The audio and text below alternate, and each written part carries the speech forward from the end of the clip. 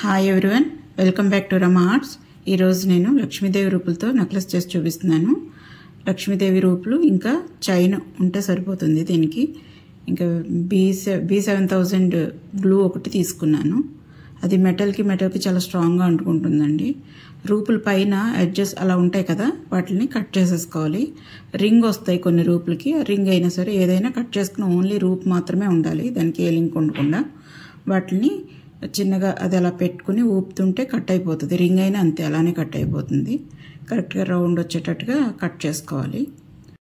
ఇదే మోడల్లో రియల్ గోల్డ్లో చేయించుకుంటున్నారండి. అది చూసి దానిలా ఉండాలని ఈ మోడల్ నేను ఇలా చేశాను.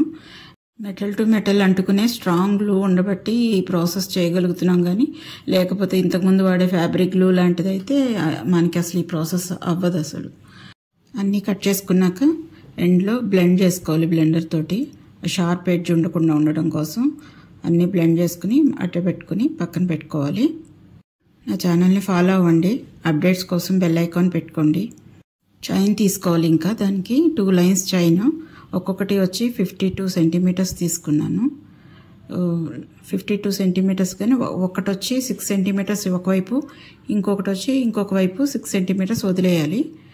మనకి ఎండ్కి బ్యాక్ సైడ్కి వచ్చేటట్టుగా ఉంటుందన్నమాట. 6 సెంటీమీటర్స్ తీసుకుని ఒక చైన్ని వదిలి ఇంకో చైన్ని కలిపి 2 పక్క పక్కన పెట్టుకుని రూపుకి అటు ఇటు ఎడ్జ్లో అంటించుకుని అంత గ్యాప్ ఇచ్చుకుని పెట్టుకోవాలి చైన్.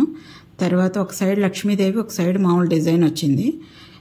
లక్ష్మీదేవి పైకి వచ్చేటట్టుగా డిజైన్లో సైడ్న అటువైపు ఇటువైపు గ్లూ అప్లై చేసుకుని దాన్ని మెల్లగా చేత్తో అలా పట్టుకుని వదిలేయాలి. అది చేతికి గ్లూ ఉన్నది దానికి అంటుకుంటే మళ్ళీ మనకి అంటుకుపోయి వెనక్కి వచ్చేస్తుంది అనమాట.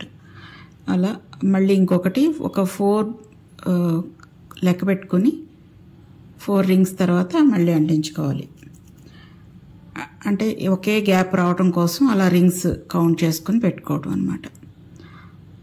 ఒకే గ్యాప్ రావాలి కదా, కొంచెం పెద్దది చిన్నది అలా వచ్చినా బాగుండదు. అందుకని 4 లెక్క పెట్టుకుని అలా ఒకదాని తర్వాత ఒకటి అలా పెట్టుకుంటూ వచ్చేయాలి. లక్ష్మీదేవి షేప్ ఇలా పైకి ఉంటుంది కదా, కిందకు వచ్చాక ఎండ్లో స్ట్రైట్ రావాలి, మళ్ళీ అటువైపు వచ్చేసరికి మళ్ళీ పైకి రావాలన్నమాట. అలా మొత్తం అంటించుకోవాలి. అటు 6 ఇటు 6 మధ్యలో ఒక్కొక్కటి 13 కాయిన్స్ పట్టాయి. ఈజీయేనండి ప్రాసెస్ అయితే, కానీ బాగుంది కూడా, స్ట్రాంగ్గా కూడా అంటుకుంది, ఏం ప్రాబ్లం లేదు. ఈ వీడియో కనుక నచ్చినట్టయితే లైక్ చేయండి. ఎలా ఉందో కమెంట్ చేసి చెప్పండి. మీ లైక్స్ కమెంట్సే నాకు ఎంకరేజింగ్గా ఉంటుంది. వాటి వల్లే నేను ఇంకా కొత్త ఐడియాస్ చేయగలుగుతూ ఉంటాను. కొత్త వాళ్ళు అయితే సబ్స్క్రైబ్ చేసుకోండి. ఇవి చైన్లు 2 ఈక్వల్ లెంగ్త్లోనే తీసుకుంటాము, కానీ పైన అటువైపు 6 సెంటీమీటర్స్ ఒక చైన్ ఒకవైపు, ఒక చైన్ ఒకవైపు 6 సెంటీమీటర్స్ వదలటం వల్ల మళ్ళీ ఈక్వల్ అవుతాయి అనమాట.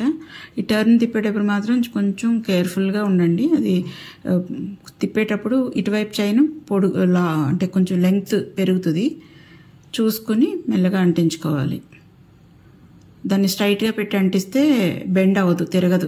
అందుకని ఇలా టర్న్ తిప్పుకుని అక్కడ మనం లక్ష్మీదేవిని అంటించుకోవాలి. తర్వాత మళ్ళీ యాజ్ ఇట్ ఈజ్ ఇటు పక్కన సేమ్ అంటించుకోవటమే.